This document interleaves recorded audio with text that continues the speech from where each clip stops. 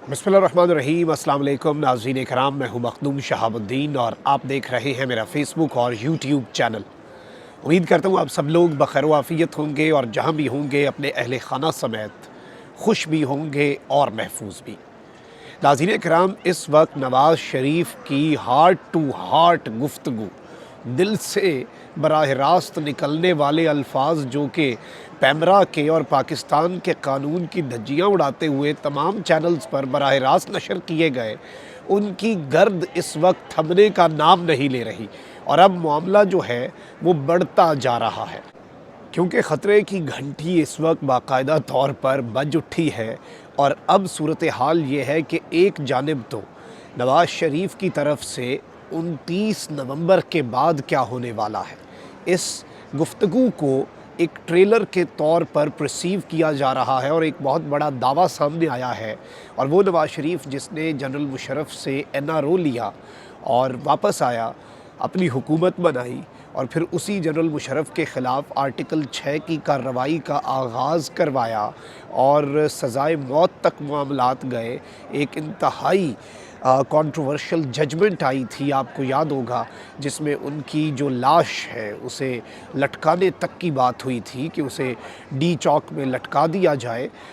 तो ये तमाम तर चीज़ें, नवाज़ शरीफ साहब का जो ट्रैक रिकॉर्ड है वो कोई बहुत ज़्यादा अच्छा नहीं रहा इन तमाम तर मामलात के अंदर और इन तमाम तर चीज़ों के अंदर। तो अब देखना ये है कि ये ऊँट किस करवट बैठता है और इस पूरी सूरत हाल के अंदर जो पाकिस्तान तहरीक इंसाफ़ है उसने जवाब तलब किया है और पाकिस्तान तहरीक इंसाफ़ ने इस हार्ट टू हार्ट गुफ्तगू का जवाब देने से भी इनकार कर दिया है कि ये हमारे ख़िलाफ़ तो थी ही नहीं, ये तो इदारों के ख़िलाफ़ थी। और अगर ये इदारों के ख़िलाफ़ थी गुफ्तगू, तो फिर इस गुफ्तगू का जवाब भी इदारे ही देंगे। इसका जवाब फवाद चौधरी साहब सीनियर रहनुमाए पाकिस्तान तहरीक इंसाफ़ के सीनियर वाइस प्रेसिडेंट हैं, उन्होंने कहा है कि हमारे ख़िलाफ़ तो इसके अंदर कोई बात नहीं की गई। इमरान ख़ान ने नवाज़ शरीफ को रिप्लेस ज़रूर किया, पनामा केस इमरान ख़ान की हुकूमत तो नहीं थी जब बने, नवाज़ शरीफ की हुकूमत इमरान ख़ान ने तो नहीं चलती की। और इससे पहले भी वैसे हमारी हस्ती बस्ती हुकूमत को घर भेजने वाले कौन थे, ये इल्ज़ाम नवाज़ शरीफ साहब दो लोगों का नाम लेते रहे हैं। तो फवाद चौधरी साहब ने कहा है कि इसका जवाब तो दो लोग दे सकते हैं, एक तो रजिस्ट्रार सुप्रीम कोर्ट, वो इसका जवाब दे, उनसे जवाब लिया जाए इस हार्ट टू हार्ट गुफ्तगू का जो चंद मखसूस सहाफ़ियों को बुलवा कर लंदन में की गई। अभी लंदन से कुछ ख़बरें मैं आपके सामने रखूँगा, कुछ चीज़ें हम तक पहुँच रही हैं, तो वो आप तक पहुँचाएँगे भी इंशाअल्लाह और कुछ मुलाकातें भी हैं। तो वो चलें आगे बढ़ के, अभी कुछ उसका इंदिया ज़्यादा ना दें, लेकिन यहाँ पर मैं आपको ये बता सकता हूँ कि वो हार्ट टू हार्ट गुफ्तगू जो बाद में बहुत ज़्यादा रिकॉर्ड की गई, फिर एडिट की गई, फिर वो रिलीज़ की गई, ऐसे प्रिटेंड किया गया कि पता नहीं कौम से कोई लाइव गुफ्तगू हो रही है। ऐसा तो नहीं था, नवाज़ शरीफ साहब कौम से लाइव गुफ्तगू कैसे कर सकते हैं, उन्होंने आज तक कभी इस तरह से मामलात नहीं किए, लेकिन ये सोची समझे थे। इसके अंदर अब जो ज़राए हैं नून लीग के अंदरूनी, वो भी यही बता रहे हैं कि मरीम बीबी ने जाके वालिद गिरामी को यही बताया है कि वोट को इज़्ज़त दो का जो बयानिया था, जो सिविलियन सुपरमेसी का हमारा नैरेटिव था, उस नैरेटिव का हमने सौदा किया, हमने उस नैरेटिव की बोली लगवाई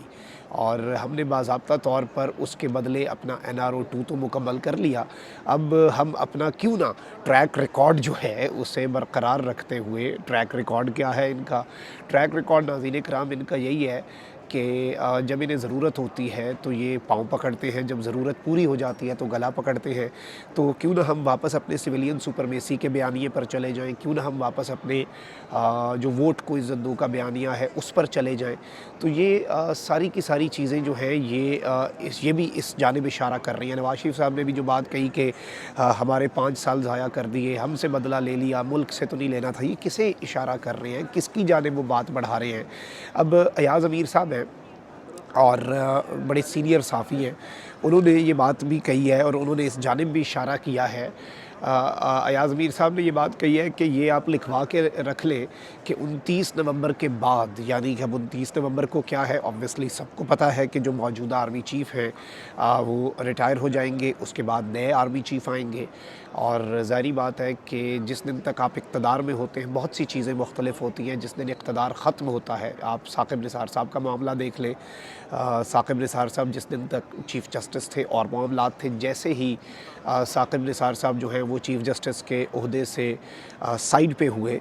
तो उसके उसी दिन एक 10 मिनट भी इन्होंने शायद इंतज़ार ना किया हो, इन्होंने क्या कर दिया था और प्रोपेगेंडा। लेकिन नवाज़ शरीफ साहब के बारे में उनके करीबी ज़राए अब ये बात कर रहे हैं कि जी ये तो अपने दुश्मनों को माफ़ नहीं करते, ये तो फ़लाँ नहीं करेंगे, ये तो ढिमका नहीं करेंगे, और ये तो ख़तरे की घंटी बज गई है, और ये तो आगे जाके ना सिर्फ कार्रवाइयाँ करेंगे बल्कि ये तो मज़ीद बोलेंगे और ये बताएंगे कि क्या हुआ, फिर किसने किया और किसने कैसे मामलात किए। और अगर ये NRO लेकर भी जनरल मुशर्रफ के ख़िलाफ़ आर्टिकल 6 लगा सकते हैं, आले शरीफ जो है, तो फिर आप इनसे एक्सपेक्ट तो कुछ भी कर सकते हैं। और ज़ाहिर बात है इन्होंने अपनी पॉलिटिक्स भी बचानी है, इन्होंने अपनी जो डूबती हुई सियासत की नब्ज़ें हैं उनमें कहीं ना कहीं ज़िंदगी की रमक फूंकने की कोशिश भी करनी है, जो कि आवाम तो बाय नहीं करेगी। लेकिन इस खेल के अंदर ये पाकिस्तान के इदारों को आप देख लें कि इमरान ख़ान को निकाला गया, सब कुछ किया गया, इमरान ख़ान ने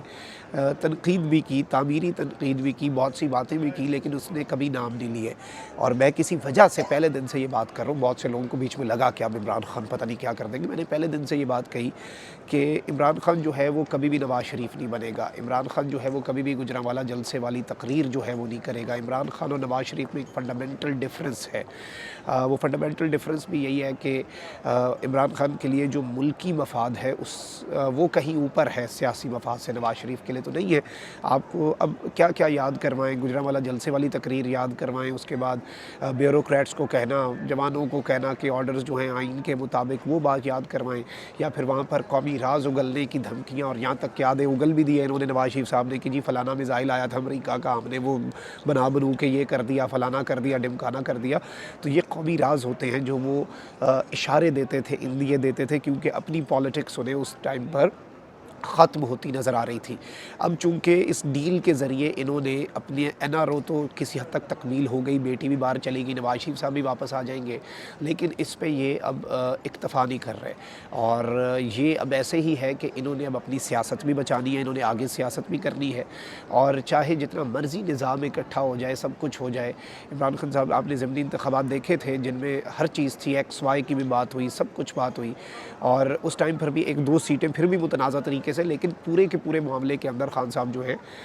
वो क्लीन स्वीप कर गए। क्योंकि देखिए मार्जिन होता है ना, 5% का होगा, 10% का होगा, 15, जब लैंडस्लाइड हो, जब क्लीन स्वीप हो, जब अंधे को भी नज़र आ रहा हो, जब बहुत वाज़े हो और सबको समझ आ रही हो, बच्चे को पता हो कि क्या होना है, फिर आप 2 नंबरी भी नहीं कर सकते। तो इस वक्त बयानियाँ जो है, अब इन्हें कोई बयानियाँ तो चाहिए होगा इलेक्शन में जाने के लिए, तो अब ये वही बयानियाँ कि जी वक्त ज़ाया किया गया, फिर कुर्बानी का बकरा जिस तरह मिफ्ताह इस्माइल को बनाया गया है, आप देखें कि इसहाक डार को लॉन्च कर दिया गया, एग्जैक्ट उसी तरह मैं तो पहले उसी टाइम मैंने ये बात कर दी थी कि ये शहबाज शरीफ के लिए ख़तरे की घंटी है कि कल को आपको भी कुर्बानी का बकरा बना देंगे। तो ये सारी की सारी बातें हैं, लेकिन जो ख़तरे की घंटी है याज़मीर साहब ने बजाई है वो बड़ी अलार्मिंग है। और ये एक समझ भी आती है इस बात की कि ये इस तरह की बातें इन्होंने किसे कही हैं, एड्रेस किसे किया, खान साहब को तो नहीं किया। तो यही फवाद चौधरी साहब ने बात कर दी कि इसका फिर जवाब DGI SPR दे दें या रजिस्ट्रार सुप्रीम कोर्ट दे दें, क्योंकि ये तो उनके ऊपर इल्ज़ामात है, ये तो इदारों के ऊपर इल्ज़ामात हैं। और एक कॉन्विक्ट जो है पैमरा से कौन पूछेगा कि पैमरा के ऑर्डर्स कम अज़ कम वो ऑर्डर्स का लदम कर दें, ताकि मुल्क में आइन का मजाक, तो कानून का मजाक थोड़ा सा उड़े, ज़्यादा ना उड़े। कमेंट सेक्शन में राय का इज़हार ज़रूर करें, अपना बहुत ख्याल रखें। तबीयत कुछ नासाज है, सफ़र भी था, तो इंशाल्लाह कल से रेगुलरली आप तक अपडेट्स पहुँचेंगी। अपना बहुत ख्याल रखें। पाकिस्तान।